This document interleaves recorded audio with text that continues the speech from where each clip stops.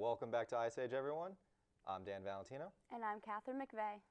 and let's just get started with the rumors swirling, especially since the trade deadline's coming up soon, and John Tavares, who a big name free agent next season, and no one knows what's going to happen with him because he's saying he wants to stay there, but people are speculating that he could leave, especially with the Islanders' future in doubt, because Right. no one knows where they're going to be playing. So, what's your opinion on the whole John Tavares saga right now? So I think John Tavares is one of those brand name players like your Sidney Crosby or Steven Stamkos, Ovechkin, sort of like the face of the franchise. And I think deep down, the Islanders need him to be that face. And I think especially if they were to move, they would need someone like that to become the new face of the new team. But then again, you have to look from Tavares' perspective. Does he want to sort of like stay with the smaller team or go somewhere else, or I guess go to Toronto in his hometown? Yeah, no, it's weird because he likes playing for the Islanders. He likes being in the area, but they've been on the decline now. Right. They have had a terrible season, and they really haven't had too many injuries that I can think of. Their players just aren't producing besides Tavares. They let P.A. Parenteau for some reason, who's having a good year with the Devils right now. And Toronto will probably have the money to sign him, even though the salary cap is not going up next year, according to rumors anyway. But who knows? He may decide to stay. The Islanders, they might be moving somewhere else completely out of New York and rebranding, because Quebec's ready Right. for a team, and with the Islanders home in doubt, because the Barclays Center, they're kicking them out, I want to say the 2018-19 season, and the Islanders want to leave the year before that. So it's going to be weird to see, because I went to a game over to the Barclays Center, and they should be out of there right now. It's a terrible place to watch a hockey game. But also watching that team play the Stars, who have been having a very down year, they just really didn't look that good. Tavares is the only one that could score, and Kari Lehtinen that night when I went. Right. And Dahan at an empty netter, but still, they didn't look good. They added Dennis Seidenberg, who's well past his prime, Yeah. and probably should be out of the NHL by now. I think the Islanders, they used to have Rick DiPietro, and that was their franchise goalie, but I don't even know his situation. Sometimes he's hurt, sometimes he's not. Just not a good situation there. And I feel like ever since he was sort of out of the picture, it's been a goaltender carousel. Just random goalies who's ever available at the time. And I feel like they've done that with the rest of their forwards and defensemen, just random like fill-ins here and there. Oh, When they yeah. got rid of Molson, that was just, I think, the undoing of any chance they had at having Yeah. like a good first line. It's sort of Tavares and whoever they pick up at the moment. Yeah, no, they let Kyle Okposo walk this offseason and brought in Andrew Ladd. Andrew Ladd, I think, only has like 14 points or so. I think he's not the type of player that you're going to try to bring in to fill in Oposo's spot. Yeah, no. I mean, Ladd's good, but he has been having a terrible year with the Islanders. Yeah. He has not looked in place at all. They also signed Jason Chimera.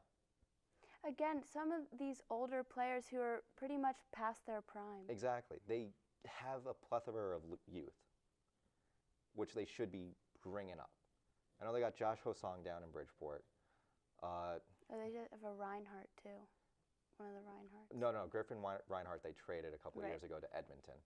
Even though he's still in the minors. They still have like Sean Mayfield, I believe, or Scott Mayfield. Who's a big-bodied defenseman who they should bring up. But They still have they'll- Casey Cizikas. yeah, he signed for, I want to say, the next 5 years at 3.3 to 3.5 million a year, which is That's a little much.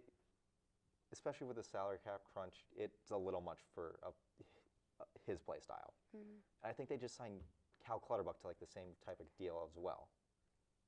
They just have this group of like older players past their prime, and Tavares is in his prime, entering his prime, so they need to surround him with people who can keep up. Exactly. So a situation like Toronto, or if the Rangers somehow find a way to make room, or the Penguins, Yeah. like those three teams. I think the Penguins are a little full right now. Well, I know. I'm saying like if they were able to find a way. Yeah.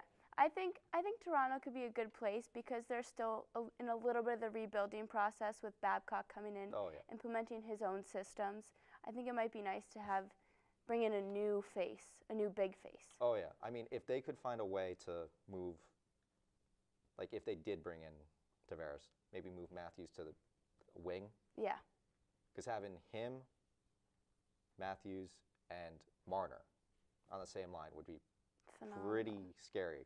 And then that would be great having like the two younger guys with him in Yeah. the middle. He could help them develop. Oh, yeah, no, it'd be great for Toronto. But again, it all depends because it doesn't look like the Islanders are going to have cap room with the players they're re-signing. Because he doesn't want to talk about his contract, and I don't think he wants to really re-sign anything until either the offseason or next year. Yeah. That's the problem. So he's trying to avoid it completely and just play hockey. But it's going to be a thing that's hanging over that franchise.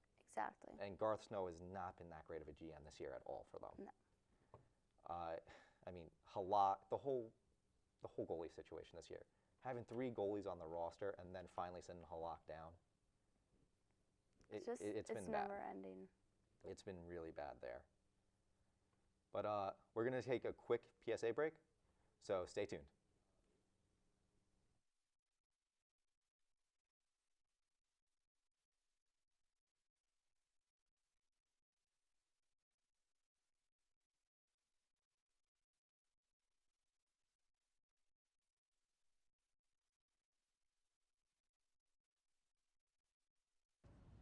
Hi, Lauren.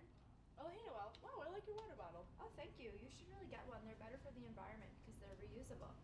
All right, maybe I'll get one. The U.S. alone consumes 1,500 plastic water bottles each second. That's over 129 million a day. Hey, Noelle. Hey, Lauren. I see you got the reusable water bottle. Yeah, I took your advice. I switched from plastic to reusable. I feel like I'm really helping the environment. That's awesome. You're going to be eliminating the use of so many plastic water bottles.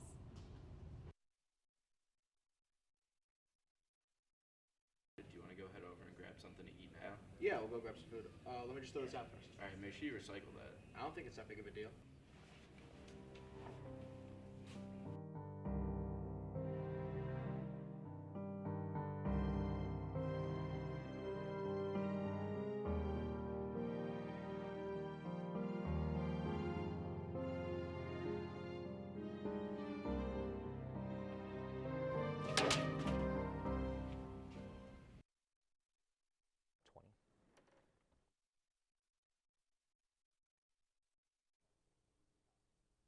Welcome back, everyone. So, your Pittsburgh Penguins have been hitting the injury bug lately right now, it Yes, seems. they have. But they're still finding ways to win. They are, and I think this really shows how deep they are as a team. We brought our coach, Mike Sullivan, came from our local Wilkes-Barre Scranton AHL team, and there have been various articles and things that when the guys talk about it, when they're coming up from Wilkes-Barre to Pittsburgh, the system is always the same, even down to they have the same cooks cooking the same food. So everything is comfortable when you have people stepping in. We have young guys like Jake Gensel, who he's definitely small, but so is Connor Sheary. So it's a But seamless transition Seeing for them. Gensel play in person at my job, I mean, the guy's a phenomenal player. One of the first goals he scored this season was ridiculous. Yeah. I mean, they keep showing it like in the highlight tape at the arena when he got a little bit of a breakaway and then a Wolfpack defender, Michael Pali, I can't pronounce the guy's last name right now, so I'm not even going to try. But he tripped him, and while he was being tripped, he just shot it past Mackenzie Skapski for a goal. It was beautiful. He's been great. And another guy who they have up right now, Carter Rowney, who I think should have been called up last year at some point, because the guy killed it last year with, I want to say he had 56 points down here. I mean, he completely deserved the call-up. Last year, there was so many different call-ups between, you had Wilson, Rust, Sheary, like different people being tried out, Oscar Sundqvist even a few times. But it seemed that Rust and Sheary stuck. They did the best with the guys on the wings. And then Wilson was actually supposed to be first, but then he got hurt for the rest of the season. So now they're sort of like, oh, we'll give you a second chance because last year didn't work out. So I think that's why some of the guys haven't even gotten a chance, just because there's so much depth there. Oh, yeah. I know they have a little bit of a problem being thin on the blue line with Yeah. injuries. Because I've seen guys go up and down, like Warsofsky, Ruedel. Even Pouliot for a while Yeah, didn't have a certain spot. Pouliot's back down. I know Yeah. that. I mean, it's just insane to think. He's a bit of an enigma. I mean, if you're a 12th overall draft pick, Yeah. I mean, I do understand defensemen take longer to develop, but he's had at least, I think this is his 4th or 5th season. I mean, he's still only I like know. 20, 21. Yeah, it's just hard when he was drafted the same year as Ole Mata. Mata was taken, I think, 22nd overall, Yeah. and he's been a starting defenseman since he was 18 or 19 Yeah, no, at the NHL level. it will take time. Maybe a change of scenery will do him well. Yeah. Because That's- at the deadline, there might be some sort of package they try to work out, and he may be someone that they try to package because he does have a lot of potential. He's still a good player, in my opinion, from what I've seen. It's just he needs playing time. That's why Yeah. he's down. A lot of people have been saying, too, he's come into training camp out of shape various times, and so when he is in training camp, he's catching up instead of moving forward. Yeah, but something like that would obviously a change of scenery might help. Right, exactly. So it would be best for both parties to maybe move on from this point. But I don't know who they try to go after because obviously he's going to go to maybe someone like the Coyotes. Right. If they want to bring in another winger, maybe try to get Anthony Duclair, even though he hasn't been doing too well. Again, he may need he may also need a change of scenery from Arizona. Yeah, I think something the Penguins could use is another forward maybe for the third line. The Yeah, and fourth- that's where I think Duclair would be perfect. Right. That's where someone from one of those lower teams, maybe in Arizona or something like that, someone who might be a first or second line guy on a lower ranked Yeah, team exactly. could come in and fit well on the third line. Because I know Arizona has a plethora of young guys, and they need defensive help too. That's the problem. Right. They don't have too many defensemen. So that might be Yeah, if something they want you to see keep happen. building with the young guys, they Yeah. can take Pouliot. You know, I think that would be a good matchup there. I know there's the Kevin Shattenkirk rumors going around. Because who knows where he's going to go if he gets dealt this year. Because teams are not really going to bite on a huge deal. Right. Unless The Penguins certainly won't. the only team that I could see biting is the Rangers, and that would Yeah. be if the Blues are willing to take either Marc Stahl or Dan Girardi in the deal. And obviously, they'll have to waive their no trade or no movement clauses. But they might because they're getting traded. That Right. means they're not in the future plans for the organization. But those are all ifs. Right. I think it's going to be an exciting deadline season, especially because With Think- the expansion draft coming Yeah. up. they're going to be making deals The too, Penguins Vegas. have their own goaltending situation of their own. See, I think they may do a trade with Vegas to give them Fleury Right. because they can start signing players and stuff. I forget when, but Well, soon. They think can't March 1st? trade. They can't trade him to Vegas, can they? It would I'm just not be sure. Vegas taking him. It would be them Yeah. protecting Murray, and then Vegas would then take Fleury. I think the concern is they don't want to get rid of Fleury for nothing. Yes, But, but I think they could work something out. Like if they take him, they can make a trade. right. I don't know. I know that they can trade draft picks with Vegas to make sure Vegas doesn't select the player they want. Okay. This happened with I want to say Oh, so that's sort Nabokov of like an back in extra 2000. protection. Yeah, it's like Okay. we leave this guy unprotected. We'll trade you a couple draft picks so you don't take him. Okay. Which could also happen to like a Michael Grabner, Right. who I don't know how in the heck he has 22 goals. Speed. I mean, he's had stone hands for a while. But if you're fast, you can get to the net. I mean, Carl Hagelin also. Carl Hagelin, yeah. But still, like, Speed kills. that's what the Rangers wanted out of Carl Hagelin. I don't think he ever reached the 20-goal mark for the Rangers when he was there.